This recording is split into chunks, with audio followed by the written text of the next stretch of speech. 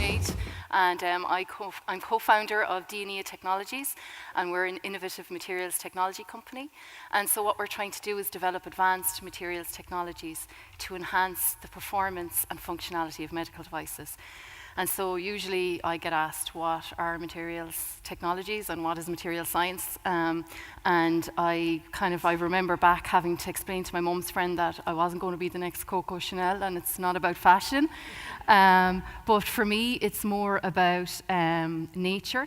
And when I think about nature and how nature has taken what is in its surroundings and how it has applied it, and we started out as a single cell, and that turned into beautiful plants and animals and creatures around the world. And then, if we are to believe Charles Darwin, we developed from apes, and we've gone the whole way across. And throughout that process, nature has taken what is around us and applied it to help us progress. And I suppose when humans came along, we took what nature had available, and we took the materials around us to progress. And so from where I stand, I think history is punctuated and defined by materials. We had the Stone Age, we had the Bronze Age, and we have the digital age now. So from a materials perspective, computers used to be the size of this room, and now we're all walking around with little smartphones in our pockets, and that's purely because of materials. And so when I think about materials, I think about science, technology, engineering, and maths. And I think about how the microstructure of something can be looked at and understood, how that becomes a macrostructure, how that can be applied through engineering and practical applications, and that produces a technology. But I suppose I feel that all of these subjects have invisible walls around them, and they've been separated. And I think really that the major potential exists where all of these subject areas overlap. And I think that that's where material science comes in.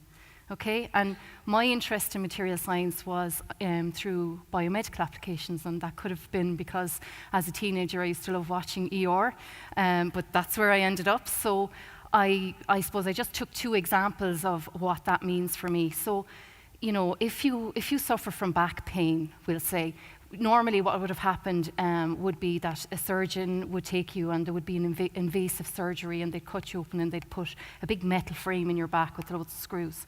But through science and engineering, we've come together and we've produced a process called vertebroplasty, and that's what this image is here. So somebody has a catheter delivering a material into their back, and what happens is a stent is delivered, and the material that this stent is made of is called nitinol. It's very interesting because it changes shape depending on the temperature it's at, and we wouldn't have known that unless we'd studied the microstructure and applied it in a macrostructural area.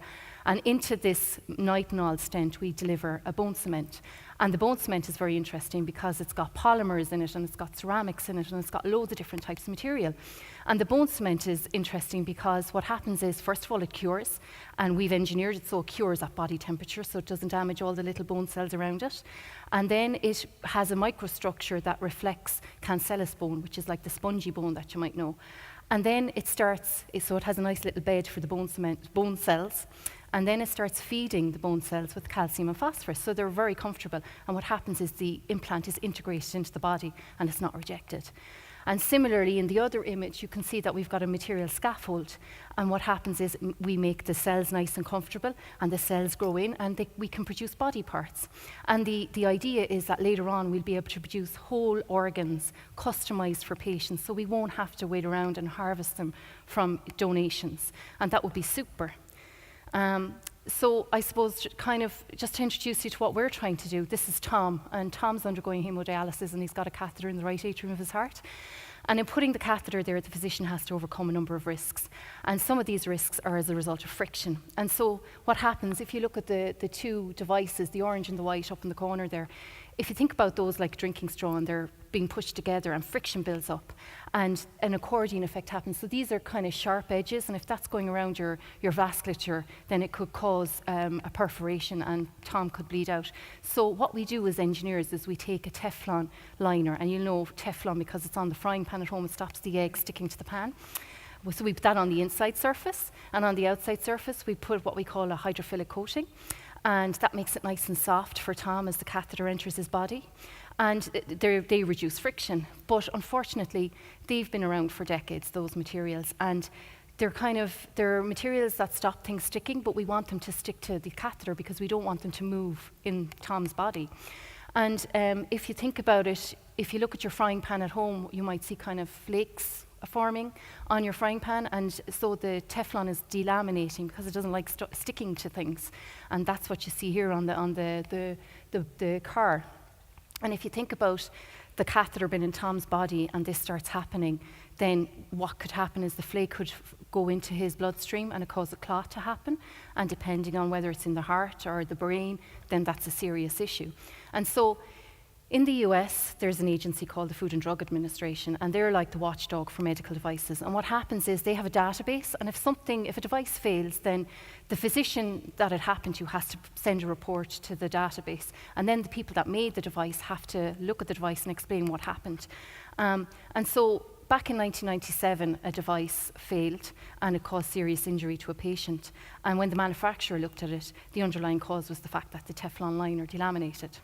And then if we fast forward 15 years, we see another device failed, and it's the same problem.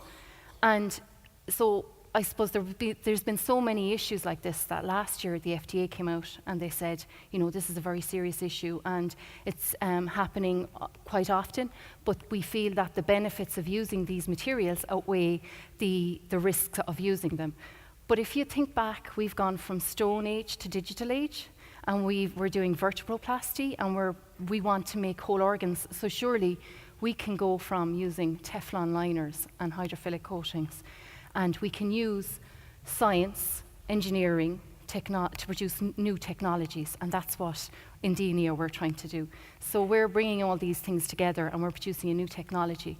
So if you think about your catheter like a drinking straw, and the tube has inbuilt low friction on the inside and outside surface.